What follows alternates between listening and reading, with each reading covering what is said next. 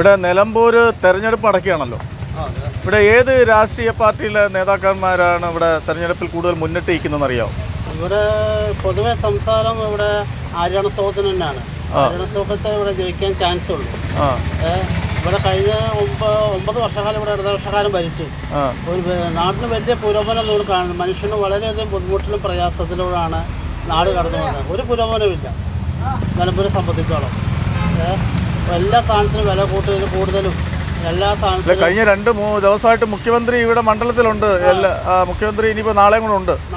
പ്രസംഗം കേട്ടിരുന്നോ മുഖ്യമന്ത്രി പറയുന്നത്? മുഖ്യമന്ത്രി കേട്ടിട്ടില്ല. പക്ഷെ മുഖ്യമന്ത്രി വന്നിട്ടൊന്നും കാര്യമില്ല. ഇവിടെ നിലമ്പൂർ സംബന്ധിച്ചോളം മനുഷ്യന് അവരെ കൊണ്ട് ഉപദ്രവമല്ലാതെ നന്മകളൊന്നും ചെയ്തിട്ടില്ല. അല്ല, ഇപ്പോൾ ഇദ്ദേഹം ഇങ്ങനെ രാജിവെച്ച് ജനങ്ങൾ അധികാരികളായ ജനങ്ങൾക്ക് ഇപ്പോൾ ഒരു ബുദ്ധിമുട്ടുണ്ടാക്കി തന്നതുകൊണ്ട് അദ്ദേഹം എന്തോ പറയുന്നത്? പുള്ളി പറയുന്നത് എന്ത് പറയാനാ?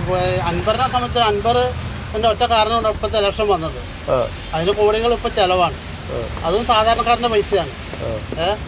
അതുകൊണ്ടാണ് ഇപ്പോൾ ഇലക്ഷൻ വന്നത്. അപ്പോൾ നിങ്ങൾക്ക് ഈ ഇലക്ഷൻ വന്നതുകൊണ്ടുകൂടി ഓട്ടം കൂടി വല്ലതും ഉണ്ടോ? ഇല്ല. റോഡ് ബ്ലോക്ക് അല്ലാതെ ഒരു ഉള്ള ഓട്ടം നിങ്ങൾക്ക് ഓടി പോയിട്ട് വരാൻ വയ്യ. ഈ നേതാക്കന്മാരെ കൊണ്ട് റോഡ് നടന്നിരിക്കുക. റോഡിന് വീതി വന്നില്ലല്ലോ. റോഡ് വീതി കൂടുക. ഒരു ബൈപ്പാസ് പോലും ഇതുവരെ വന്നിട്ടില്ല. നമ്മളെ സംബന്ധിച്ചുള്ള ബൈപ്പാസ് പോലും ഇതുവരെ ഇടതുപക്ഷക്കാരെ കൊണ്ട് കൊണ്ടുവരാൻ പറ്റിയിട്ടില്ല. എന്തിനാ ഇപ്പോൾ പഠിക്കുന്നത്? ഞാൻ PG MA. അത് ശരി. ഇവിടുത്തെ ഉപതെരഞ്ഞെടുപ്പിനെ കുറിച്ചൊക്കെ അറിഞ്ഞിരിക്കുമല്ലോ. എന്താണ് അതിനെക്കുറിച്ചൊക്കെ അഭിപ്രായം? എലക്ഷൻ മഴയാണെങ്കിലും എലക്ഷൻ ചൂടിലാണ്. നല്ല മത്സരമാണ്. സ്വരാജേട്ടനാണ് സാധ്യത. ശരി.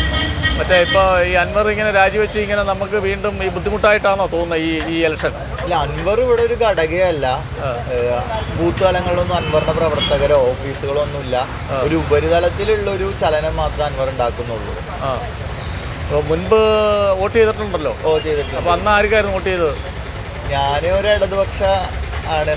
അപ്പോൾ ആ സ്വതന്ത്ര സ്ഥാനാർത്ഥി അന്ന് അൻവറിനല്ലായിരുന്നു ചെയ്തത്? അല്ലല്ല, ഞാൻ കഴിഞ്ഞ ലോക്സഭാ തെരഞ്ഞെടുപ്പിൽ മുതലാണ് വോട്ട് ചെയ്ത് ആരംഭിച്ചിട്ടുള്ളത്.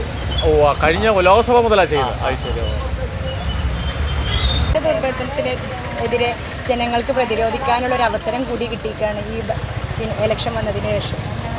അല്ല, ഇന്നലത്തെ മുഖ്യമന്ത്രിയൊക്കെ ഇവിടെ വന്ന് പ്രസംഗിക്കൊക്കെ ഉണ്ടായിരുന്നല്ലോ, കണ്ടായിരുന്നു? ഇന്നലത്തെ ഇന്ന് 3 ദിവസമുണ്ട് മുഖ്യമന്ത്രി വന്ന് പ്രസംഗം കണ്ടിരുന്നു, ന്യൂസിലൂടെ കണ്ടിരുന്നു. അപ്പോൾ പറയുന്നത് ഒരു നല്ല ഭരണമാണ്, അതുകൊണ്ട് അവർ തന്നെ വീണ്ടും ജയിക്കും എന്നൊക്കെയാണല്ലോ പറയുന്നത്. ജയിക്കൂല, ഇവിടെ ആര്യാടൻ ഷൗക്കത്തൊക്കെ ജയിക്കുള്ളൂ, അതാണ് പ്രതീക്ഷ.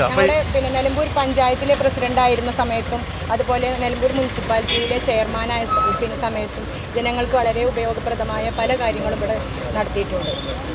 അതുകൊണ്ട് ആര്യാടൻ ഷൗക്കത്താക്കന്നെ ഇവിടെ ജയിക്കുള്ളൂ. അദ്ദേഹമായിരിക്കും ജയിക്കാനുള്ള സാധ്യത.